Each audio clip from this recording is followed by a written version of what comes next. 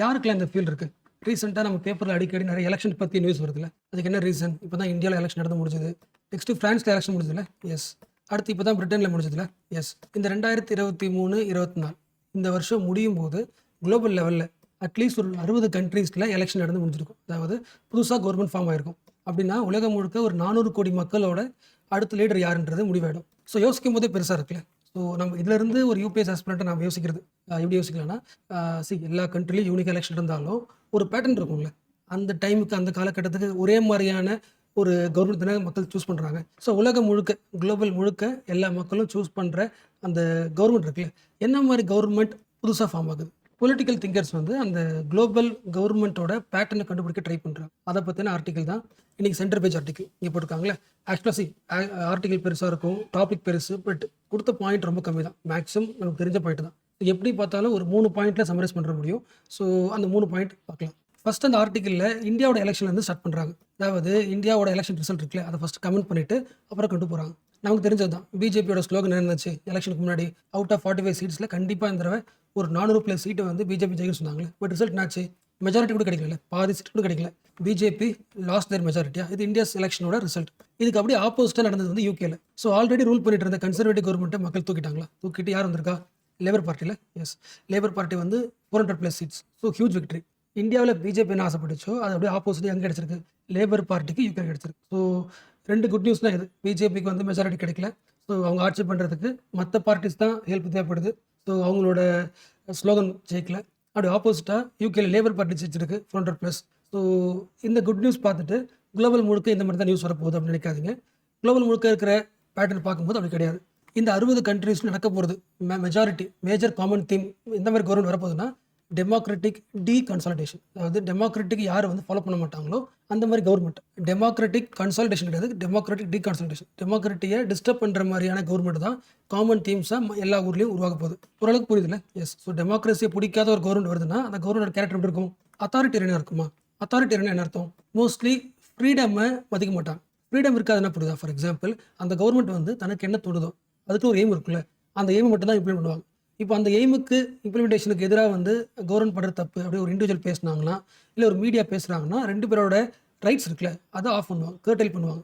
So restrictions அதிகமாக இருக்கும். So எந்த ஊரில் ரெஸ்ட்ரிக்ஷன்ஸ் அதிகமாக இருக்கும் அந்த ஊரில் ஃப்ரீடம் எப்படி இருக்கும்? கம்மியாக இருக்கும். ஸோ அத்தாரிட்டேரியன் கவர்மெண்டோட மெயின் கேரக்டர் இதுதான். இது ஒன்று. ரெண்டாவது, நம்ம கான்ஸ்டியூஷனோட மோஸ்ட் யூனிக் என்னென்னா, கவர்மெண்ட் ஒன்று இருக்குது நம்மளை பார்த்துக்கிறது. அதை தவிர்த்துட்டு கவர்மெண்ட்டை டிபெண்ட் ஆகாமல் இண்டிபெண்ட்டாக ஒர்க் பண்ணுற நிறைய இன்ஸ்டியூஷன்ஸ் இருக்குது. ஃபார் எக்ஸாம்பிள், எலெக்ஷன் கமிஷன் இருக்குது, கேக் இருக்குது, யூபிஎஸ்சி, இந்த மாதிரி நிறைய இன்ஸ்டியூஷன்ஸை, யூனிக் இன்ஸ்டியூஷன்ஸை நம்ம கான்ஸ்டியூஷன் உருவாக்கியிருக்கோம். கரெக்டாக இண்டிபெண்ட்டாக ஒர்க் பண்ணுறது. அப்போ ஒரு அத்தாரிட்டேரியன் கவர்மெண்ட் வந்துச்சுன்னா அதுதான் ஃபுல் பவர் எடுத்துக்கும். ஸோ அப்போது இந்த மாதிரி இண்டிபெண்ட்டாக ஒர்க் பண்ணுற இன்ஸ்டியூஷன்ஸ் இருக்குல்ல, அந்த இன்ஸ்டியூஷன்ஸோட இண்டிபெண்டன்சி பவரை எடுத்துரும். இந்த எல்லா இன்ஸ்டியூஷன்ஸையும் கவர்மெண்ட்டே டேரெக்டாக கண்ட்ரோல் பண்ணுறதுக்கு ட்ரை பண்ணும். அப்போ தான் என்ன ஆகும்? தன்னோட எய்ம் ஈஸியாக அச்சீவ் பண்ண முடியும். லாஜிக் புரிஞ்சா? இந்தியாவோட கான்ஸ்டியூஷனில் 2 கொடுத்துருப்பாங்க. ஒன்று கவர்மெண்ட்டுக்கு சூப்பராக ஃபார்ம் பண்ணி கொடுத்துருப்பாங்க, அவங்களுக்கு எல்லா பவரும். இந்த கவர்மெண்ட்டை செக் பண்ணுறதுக்கு அது எதை வேணால் பண்ணிவிடும்ல. இப்போ செக் பண்ணுறதுக்கு நிறைய இன்ஸ்டியூஷன் உருவாக்கிடுவாங்க. எந்த ஆக்டிவிட்டீஸ் பண்ணாலும் இந்த இன்ஸ்டியூஷன்ஸ் வந்து வாட்ச் பண்ணிட்டே இருக்கும். அப்போ எப்பவுமே நிறைய இன்ஸ்டியூஷன் தன்னை வாட்ச் பண்ணிட்டே இருந்துச்சுன்னா கவர்மெண்ட்டால் ஃப்ரீயாக ஒர்க் பண்ண முடியாது இல்லை. ஸோ அவங்களோட பவரை யார் எடுத்துப்பாங்க? அத்தாரிட்டேரியன் கவர்மெண்ட் எடுத்துப்பாங்க. இது செகண்ட் பாயிண்ட். இன்ஸ்டியூஷன்ஸ்க்கு ஃப்ரீ இருக்காது. அதே தீவில் இன்னொன்று, செக்ஸ் அண்ட் பேலன்சஸும் மதிக்காது. ஃபார் எக்ஸாம்பிள், பார்லிமெண்ட்டில் வந்து ரெஸ்பான்சிபிள் ஆன்சர் இருக்காது, ஜுடிஷியரி சொல்கிறத கேட்காது, அதுக்கு ஒரு அமௌண்ட் கொண்டு வரும். ஸோ செக்ஸ் அண்ட் பேலன்ஸும் வீக்காகிடும். இந்த 3த்தையும் ஒருத்தவங்க பண்ணுறாங்கன்னா அது அத்தாரிட்டேரியன் கவர்மெண்ட். இந்த காமன் தீம்ஸில் தான் இந்த 2023, 24 எண்டில் வரப்போகிற கவர்மெண்ட்டோட மோஸ்ட் ஆஃப் தி கேரக்டர் இப்படி தான் இருக்குன்னு இந்த ஆர்டிக்கில் சொல்கிறாங்க.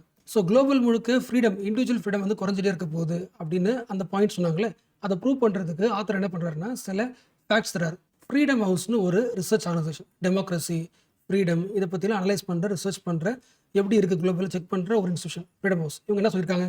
கடைசி 17 வருஷமாக, ஒவ்வொரு வருஷமாக நம்ம கிராஸ் ஆகும்போது 2022, 2023 ஒவ்வொரு வருஷமாகவும் கடைசி 17 வருஷமாக குளோபலில் ஃப்ரீடம் வந்து டிக்ளைன் ஆகிட்டு இருக்குது.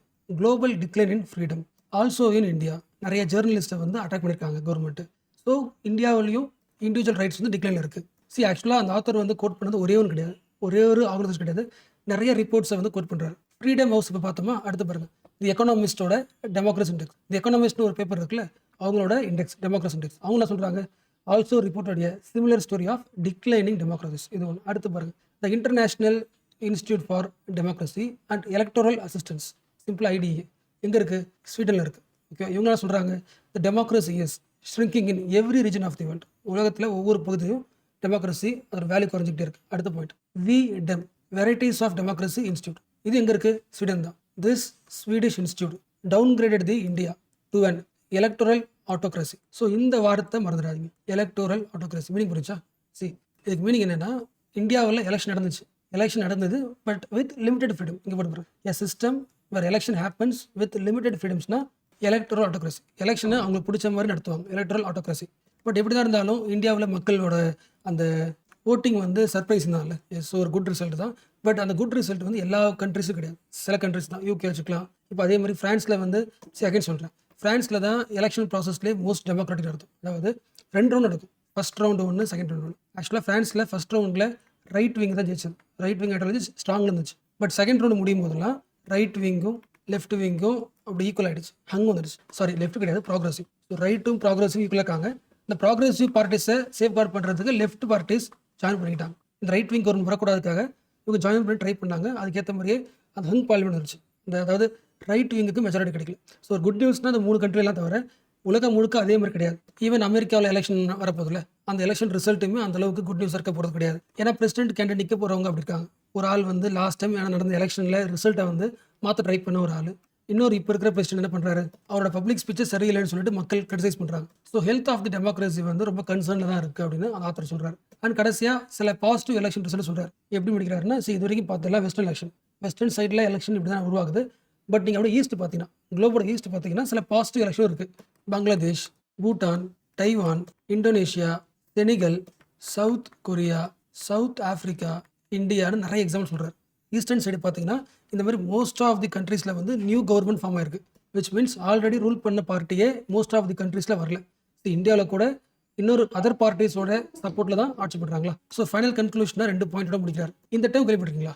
லிபரல் வேல்யூஸ், அதாவது ஃப்ரீயாக இருக்கிறது. ஒரு கவர்மெண்ட் வந்து ஃப்ரீயாக எல்லாருக்கும் அலோவ் பண்ணிச்சுன்னா லிபரல் வேல்யூஸ். பட் உலகம் முழுக்க என்ன வேல்யூஸ் உருவாகிட்டு இருக்குன்னா இல்லிபரல் வேல்யூஸ். மீனிங் புரிச்சா?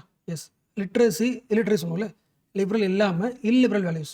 ILLIBERAL இல்லிபரல் வேல்யூஸ் தான் உலகம் முழுக்க அதிகமாகிட்டு இருக்கு.